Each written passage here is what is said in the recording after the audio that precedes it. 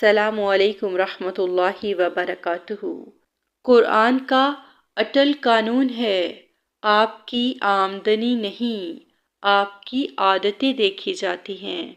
میری بہنوں اور بھائیوں، اللہ سبحانہ تعالیٰ یہ نہیں دیکھتے کہ آپ کتنا کماتے ہیں، وہ یہ بھی نہیں دیکھتے کہ آپ کی تنخواہ کتنی ہے، اور نہ ہی یہ دیکھتے ہیں کہ آپ کے خواب کتنے بڑے ہیں۔ اللہ تعالیٰ تو یہ دیکھتے ہیں کہ آپ روزانہ کیا کرتے ہیں، آپ کن عادتوں کو پال رہے ہیں، اور آپ کن بیجوں کو مسلسل بو رہے ہیں۔ اسی لیے قرآن ہمیں خواہشوں کا نہیں، کوشش کا حساب سکھاتا ہے۔ اللہ تعالیٰ فرماتے ہیں سورۃ النجم آیت نمبر 39، اور انسان کے لیے وہی ہے جس کی وہ کوشش کرتا ہے، یعنی جو بویا جائے گا وہی کاٹا جائے گا۔ ذرا غور کیجئے، ایک شخص بہت کم کماتا ہے، وہ وقت کی پابندی کرتا ہے، حلال کا خیال رکھتا ہے اور تھوڑا تھوڑا بچاتا ہے، اور دوسرا شخص بہت زیادہ کماتا ہے مگر فضول خرچی کرتا ہے، جلد باز ہے اور شکوہ اس کی عادت بن چکے ہیں۔ تو 10 سال بعد آپ دیکھیں گے پہلا شخص سکون میں ہوگا، برکت میں ہوگا، اور دوسرا شخص حسرت اور پریشانی میں ہوگا۔ یہاں فرق نہ عقل کا ہے اور نہ ہی قسمت کا، فرق صرف بیجوں کا ہے۔ اور قرآن ہمیں کیا سکھاتا ہے؟ اللہ تعالیٰ فرماتے ہیں سورۃ البقرہ آیت نمبر 261، جو لوگ اللہ کی راہ میں اپنا مال خرچ کرتے ہیں، ان کی مثال اس بیج کی سی ہے جس سے 7 بالیاں نکلیں اور ہر بالی میں 100 دانے ہوں، اور اللہ جس کے لیے چاہے بڑھا دیتا ہے۔ یہاں ایک نقطہ سمجھ لیجئے، اللہ تعالیٰ عمل کو بڑھاتے ہیں، اللہ تعالیٰ بیجوں کو بڑھاتے ہیں، اور بیج اور فصل کے درمیان ایک مرحلہ ہوتا ہے۔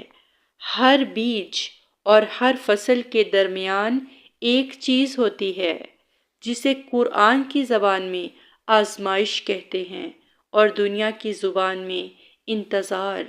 اللہ تعالیٰ فرماتے ہیں سورۃ العنکبوت آیت نمبر 2، کیا لوگ یہ گمان کرتے ہیں کہ صرف یہ کہنے پر چھوڑ دیے جائیں گے کہ ہم ایمان لائے اور ان کی آزمائش نہ ہوگی؟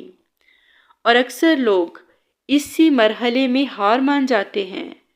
چند دن کی عبادت کی پھر چھوڑ دی، کچھ دن بچت کی پھر مایوس ہو گئے، تھوڑا صبر کیا پھر شکوہ شروع ہو گیا۔ اور ایک اور بات جاننے کی ضرورت ہے کہ رزق میں تاخیر کیوں ہوتی ہے؟ میری بہنوں اور بھائیوں، اللہ تعالیٰ تاخیر سزا کے لیے نہیں کرتے بلکہ صلاحیت پیدا کرنے کے لیے کرتے ہیں۔ اللہ تعالیٰ فرماتے ہیں سورۃ الرعد آیت نمبر 11، بے شک اللہ کسی قوم کی حالت نہیں بدلتے جب تک وہ خود اپنی حالت نہ بدلیں۔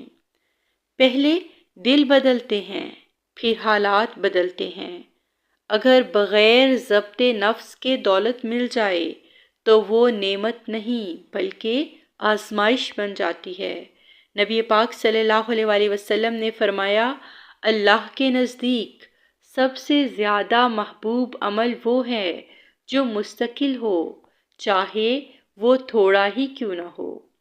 یہی وجہ ہے کہ تھوڑی مگر مستقل بچت، تھوڑا مگر مستقل علم، تھوڑا مگر خلوص کے ساتھ صدقہ، یہ سب اللہ کے نزدیک بہت وزنی ہیں۔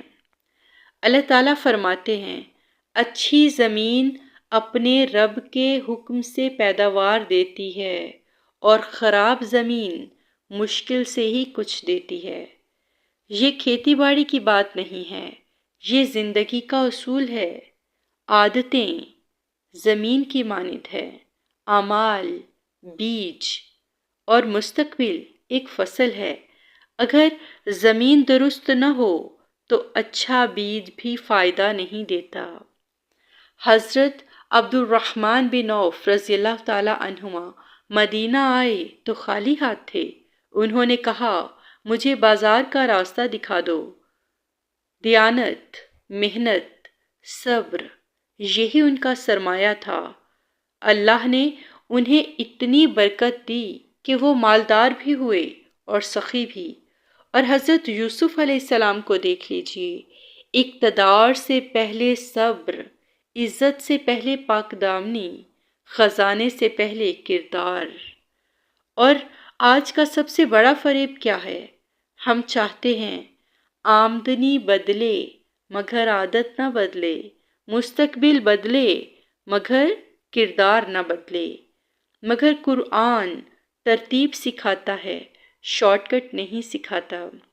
اور میری بہنوں اور بھائیوں، جو شخص اپنے خرچ کا محاسبہ کرتا ہے، تھوڑی مگر مسلسل بچت کو لازم پکڑتا ہے، فضول خرچی کے ایک دروازے کو بند کر دیتا ہے، خرید سے پہلے اپنے نفس کو روکتا ہے، خاموشی سے اللہ کی راہ میں دیتا ہے، اپنے اعمال کا جائزہ خود کو ملامت کرنے کے لیے نہیں بلکہ اصلاح کے لیے لیتا ہے، اور روزانہ ایک ایسا عمل کرتا ہے جو اس کے کردار کو بہتر بنائے، تو یقیناً وہی شخص کامیاب ہے، اور جس نے اپنے نفس کو پاک کر لیا۔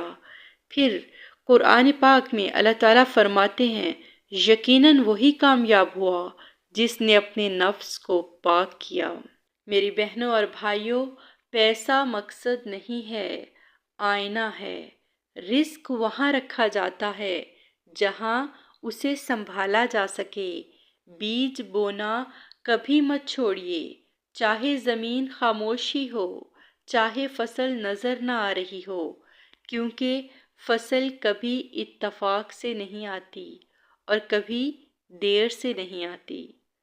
اللہ تعالی ہمیں عمل، صبر، ضبط اور برکت والی زندگی نصیب فرمائے۔ آمین یا رب العالمین۔ وآخر دعوانا ان الحمد للہ رب العالمین۔